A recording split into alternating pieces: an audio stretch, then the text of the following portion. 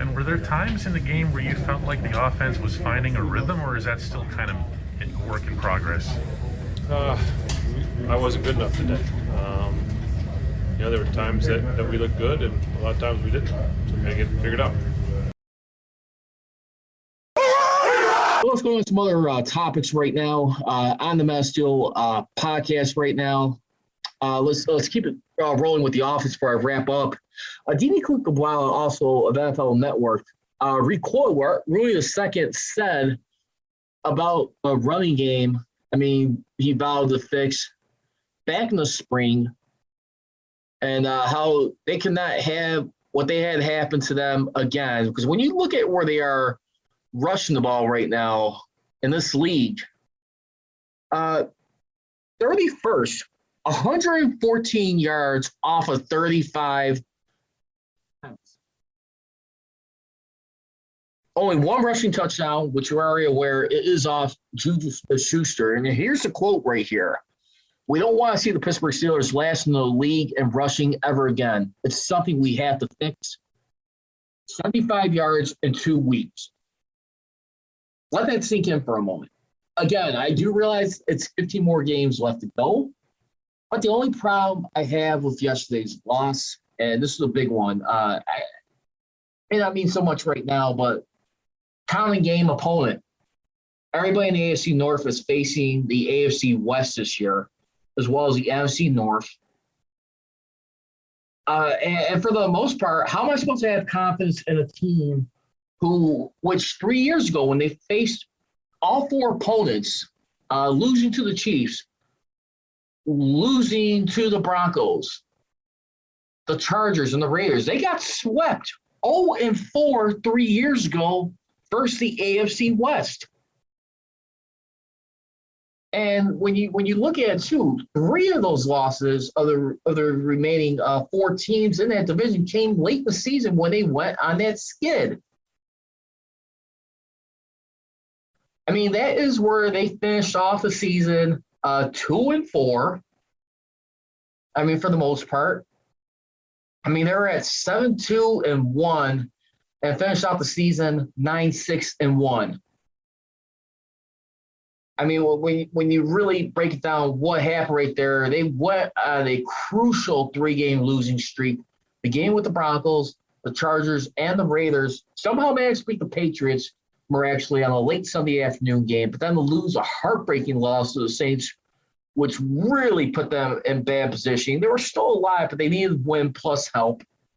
And like I said, even another thing that was strange and ironic about that year, too, and what's happening again this year, as Phil pointed out, of 93.7 The Fan, each of the times the Steelers lost their home opener in the season at Heinz Field, which under Ben Roethlisberger era, which is back in 2013, 2018, 19, and now 2021, they have failed to make the playoffs in each of those years.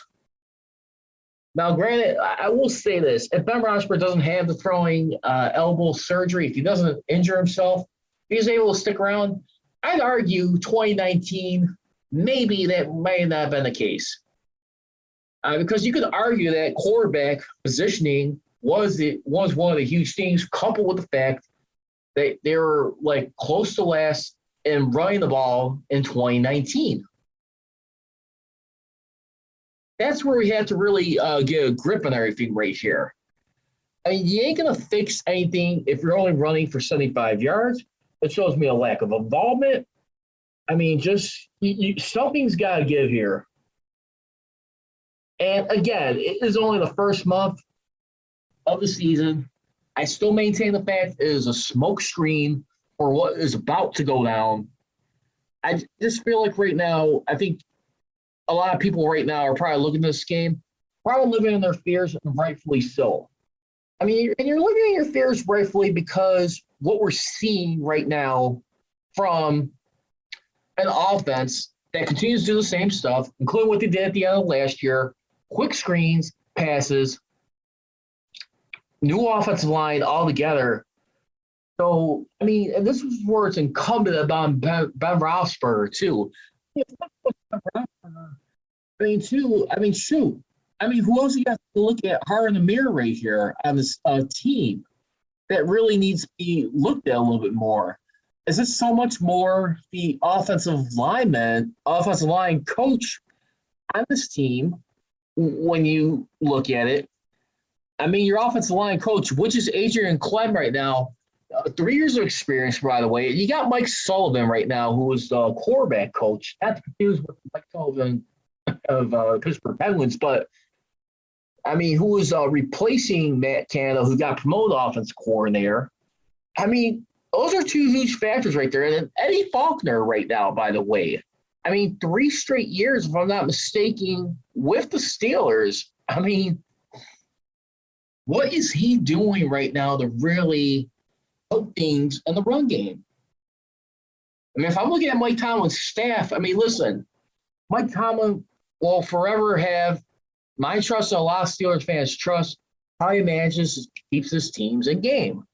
But this is one of the criticisms he does receive sometimes. Not consistent enough adjustments when needed. And I got to tell you right now, I mean, a lot of this praise for Mike Tomlin about not having a losing season, I'm not going to lie. I think some of it is phony love. You never would hear this about Mike Tomlin 8 years ago. Okay, granted, he did not have a losing season then, but what was always the biggest criticism of him? Having a guy like Ben Roethlisberger, who was still performing well in his prime, being surrounded with the killer bees. I mean, inheriting Ben Roethlisberger, that you could not maximize a few more Super Bowls off him. Granted, they went to one more Super Bowl. They lost to the Green Bay Packers. They won one together versus Cardinals 2 years prior. But at the same time, I don't get it. I mean, I'm not asking for this guy to be moved on. That is not what I'm saying. What I'm saying is at the end of the day, I mean, if he manages to have another non-losing season by having a winning season, but let's say they miss the playoffs, it does not mask the fact that they got some issues they got to adjust right now. As far as what the run blocking, I mean, help gain this run game. I mean, the quote, do not want to ever see the run game dead last in the NFL ever again. Just think about that. I mean, how much that resonates right there. That is not a good sign. I mean, Tomlin's done enough to earn his stripes, pay his dues with this team. But at some point, you have to start looking at your assistants a little bit harder right now. I'm not going to beat up as much as Matt Canada. I'm not sure if his offense is totally the worst design. But I mean, there was some concerns going into the season about him calling plays from the booth versus being on the sideline. I can only imagine how much communication's got to be right there. But, I mean, also, too, remember what Matt Canada was saying going into the season. He loves to lean on a guy like Ben Roethlisberger. And that's, I think, where we have to pay attention right now and really think about this, for the most part, where that holds up. And is it time to really start bringing some new suggestions? I mean, open up the playbook a little bit more, because I'm a little miffed at times how we continue to be at this point right now.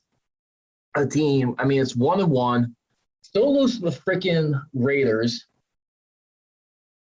But I mean, the good news is they got a Bengals team. It's not going to be as beatable as many people think, but I'm telling you right now, I want a shutout.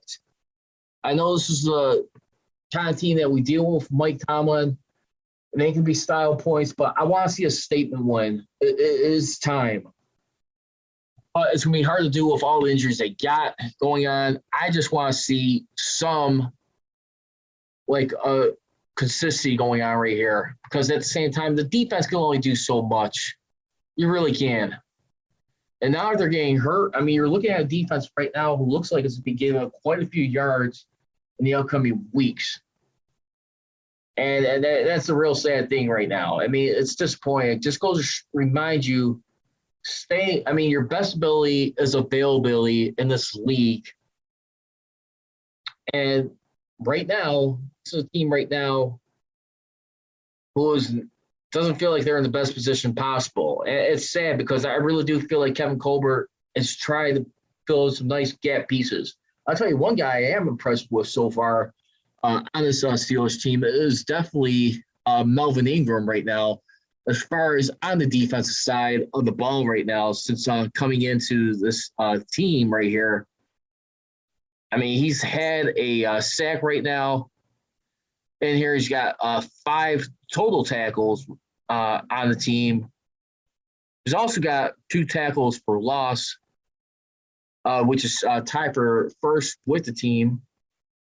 And that's one more than TJ Watt for right now. But like I said, the only part with him, his stats, once again, going into this Sunday's game, for the most part, for TJ Watt, as we look at, he has a chance to play this Sunday, according to Ian Rappaport. He was told it was a good sign regardless if he plays or not. It's not a major injury. But as a groin injury, remember, talking to a few people about this, I mean, this is something that, like, if you move a few times, you can probably strain yourself once again, probably re-injure something. And it's probably because of the step move that he has when trying to get after the quarterback and, like, not only sack him, but force fumbles. And then update, too, on Deontay Johnson. He did not suffer a serious injury yesterday. His status with the Bengals is to be determined. So that's where we got to hold our breath on right now, going into this right now. And just follow wrapping thoughts real quick once again on the loss of the Raiders right now. As we looked at it, they came cross-country into a hostile environment on a short week and pummeled the home quarterback while improving to 2-0. Defensive line coach Rob Marinelli, who was also an assistant with Mike Tomlin under John Gruden when they won the Super Bowl together back in 2002, he says that the environment may change, but we don't.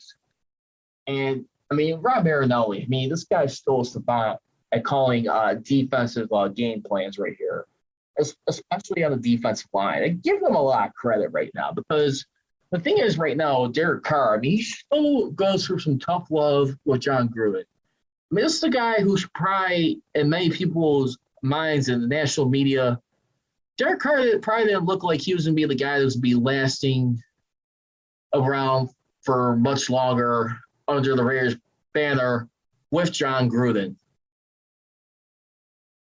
I mean, when you look at, I mean, a guy like Derek Carr, I mean, what he's been able to do, I mean, contribution-wise, I mean, listen, I think at the end of the day, I think they're getting stronger together.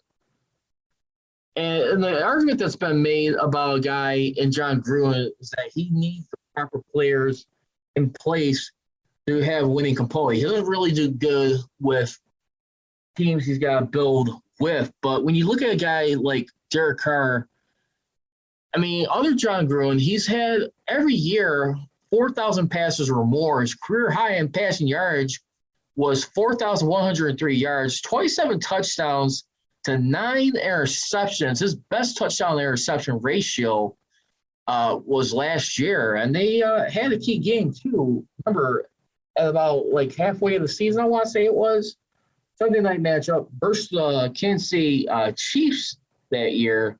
Back in 2020, it was week 11, and they lost that game at home 31-35.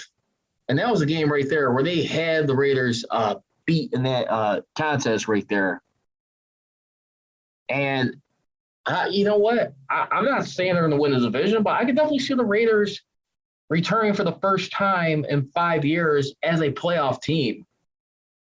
I mean, they got a team right now who arguably right now for this year, I mean, when we look at it, I mean, for what they've been able to do so far, I mean, for this year, I mean, for the Vegas Raiders going into this year, I mean, they're only 13th in points allowed in scoring defense. And when you also look at it, too, for what they've been able to do, I mean, they got some guys on here, but I think it's more so still on the offensive side of things where they got it going. Because the Las Vegas Raiders right now, they are number one in total yards in offense, number one in passing yards. I mean, and also, too, for the Vegas Raiders, I mean, which disappointing so far is their running game, 28th in that. But when you also look at it, too, another thing to, like, really pay attention to with this Vegas Raiders team, that's all you got right now. Well, as far as, like, scoring touchdowns for the year, they're 13th in that regard with 6. There's pressure on John Gruden right now to really get the team to the playoffs, Collie.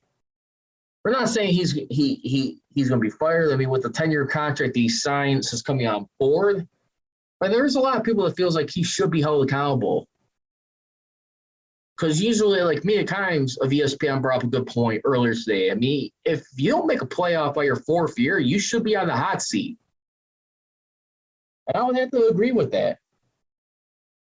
I mean, Mark Davis has shown patience. He's not like his old man, the late Al Davis, which, by the way, I was rewatching the ESPN 30 for 30 documentary, Al Davis versus the NFL, and pretty much focusing a huge part of that documentary was how he was trying to move his team for a better stadium, better surrounding for his team all the years when he was able to take the NFL to court in an antitrust lawsuit for moving the Oakland to Los Angeles because how out of date the Oakland Coliseum was. And that's all. But I feel like right now, I mean, the Raiders, this is a team, still got to see more of it. I think they showed some signs last year. They showed some teases. I mean, I feel like losing to the Dolphins late in the season pretty much hurt their playoff chances. I think by that time, I want to say they were eliminated by that point. But being the Steelers yesterday, they definitely made a statement win coming into Heinz Field right now.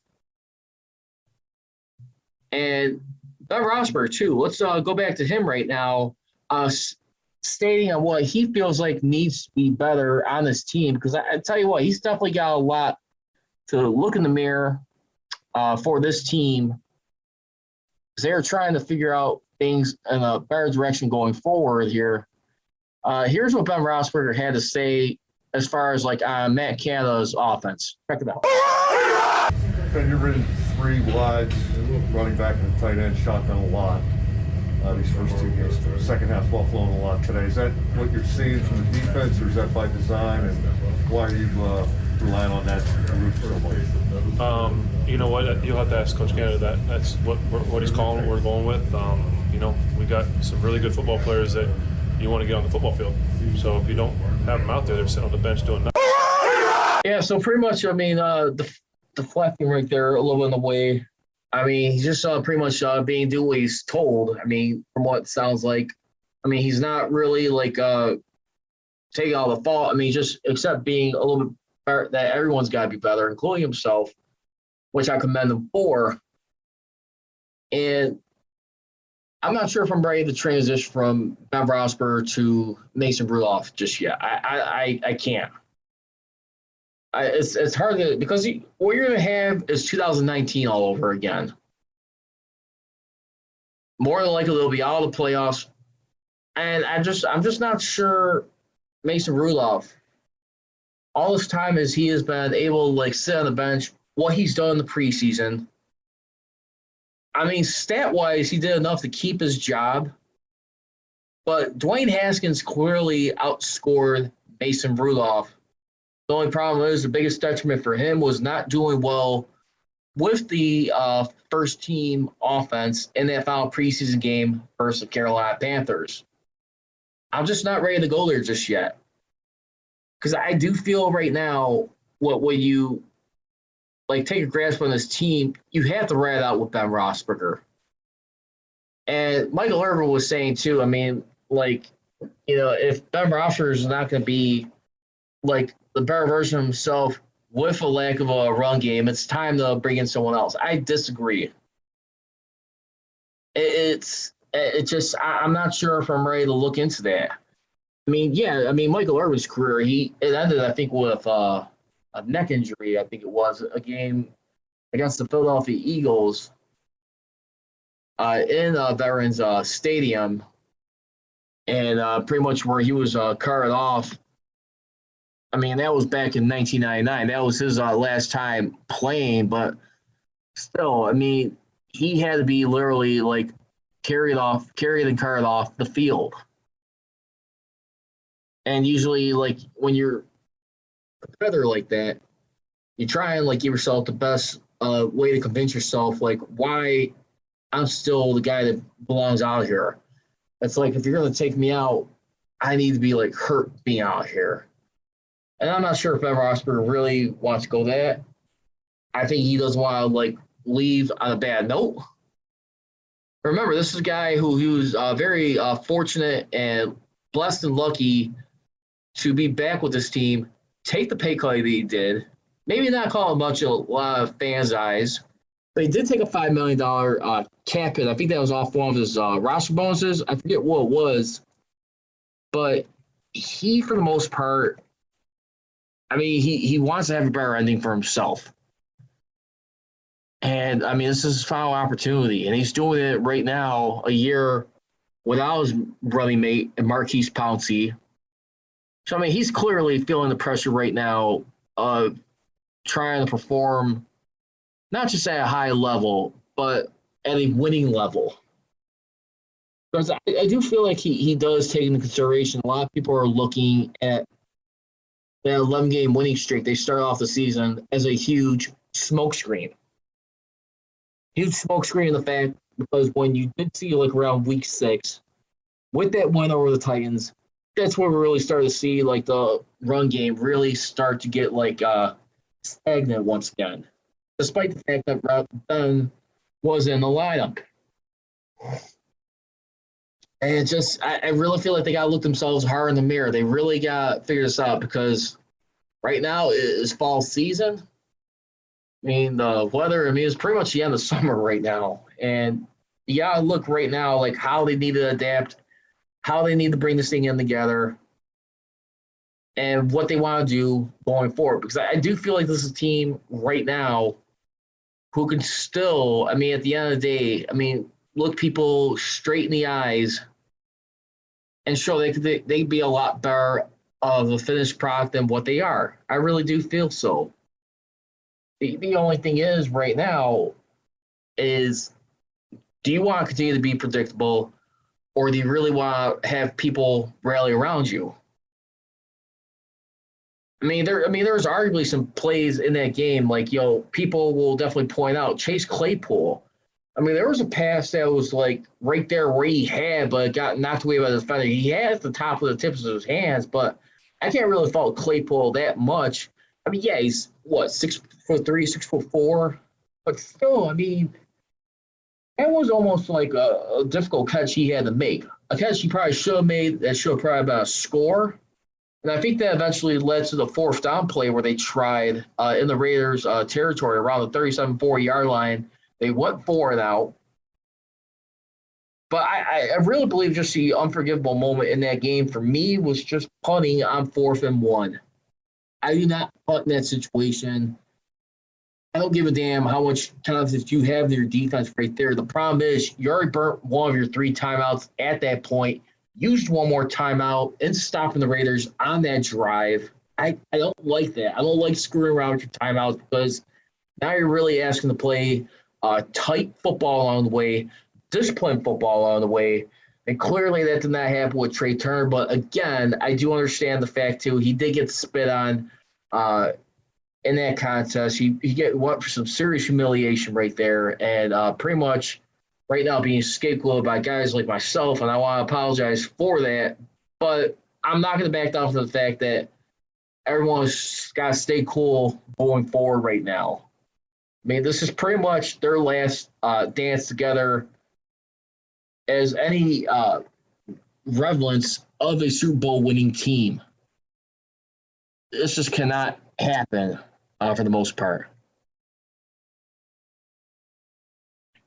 Now, also speaking of Ben Roethlisberger, Aditi Kinkabwala, NFL Network, and she's also a regular host on 937 The Fan alongside the Paulie and Miller Show. I think it's every Monday or sometime throughout the week. But she did mention that Ben Roethlisberger on the road last week versus Bills was pressured on 7 of 34 dropbacks. Week 1, the Steelers didn't attempt any deep passes. This time around, however, Ben Roethlisberger, he attempted 8 passes where he went 2 for 8 on deep passes, resulting in 93 yards. So, I mean, maybe, just maybe, he should stick back to a short passing game. I don't know.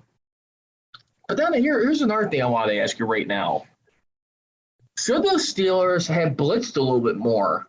I mean, yeah, you have the injuries, significant injuries, being without Joe Hayden, being without Devin Bush, Tyson Lyle gets knocked out of the game, as well as TJ Watt. I understand you're down without lesser guys, but should they have pressured more? Because, like I said, as a reminder, I mean, under Keith Butler, this year, I mean, they've got only 1 blitz off of 91 dropbacks for 1.1%, which is dead last in the NFL through 2 games. Do they need to go back to blitzing more? You know what? And to tell you the truth, I don't mind it. I mean, you got away with it. I mean, in the Buffalo Bills game, I mean, it looked like a well-balanced defensive attack, lockdown defense. Okay, I mean, they still gave up quite a few yards in that game. But, I mean, this time around, I really feel like the secondary on the defense hurt them more. Compiled with the injuries that happened during the game, with the already 2 guys that you're already down. That's just, I think, where it'll get frustrating with anybody. Injuries definitely can make a huge difference here. And for the most part, when you look at where they're at right now, I think they do have to go back to blitzing. But let's swing things over to the AFC North right now. Once again, Steelers are in second place. Ravens are the top dog right now in the AFC North. Lamar Jackson finally gets his first career victory versus Patrick Mahomes, thanks to a crucial fumble by Clyde Edwards-Helaire on Sunday Night Football right there. The Ravens ended up winning that game on Sunday Night Football versus the Chiefs. They won that game, which was 36-35 in that game. And that was right now, I'm not going to lie to you. I wasn't surprised that they finally got over the hump. They finally beat them. But at the same time, too, I mean, this is a team, they need to get over them from a psychological advantage. I mean, they had their number. I mean, at that point, I mean, the previous 3 times. And I think for Lamar Jackson, when you look at a guy like John Harbaugh, who still looks like a genius, what he's able to do, I mean, you could still work with a guy like Lamar Jackson. But again, I'm not going to put Lamar Jackson over Ben Roethlisberger. I will not do that. Only because I got to see more out of the pass game. He has been getting better in passing the ball, but as far as like long-term sustainability, give me Ben Roethlisberger. Laugh at it all you want. Guy stole for 295 yards, but when you adjust to 292 net yards in that game, listen, he's still doing something right as far as like making plays when you have to make plays. The problem is when he's under pressure, you see him breaking down a little bit more. It's once you get this guy, when you get pressure in his face, he tends to break down a little bit more. So nowadays, and that just cannot happen. Now let's go ahead and wrap this thing up with fair or foul. Mike Tomlin lived in his fears by punting on 4th and 1 yesterday. Hell yes, he did. No question about it. When you're saying that you're giving more confidence in your defense to make a stop, what does that tell you? It tells me that you don't have confidence in your run game to get a push for a yard, or even less than a couple of inches.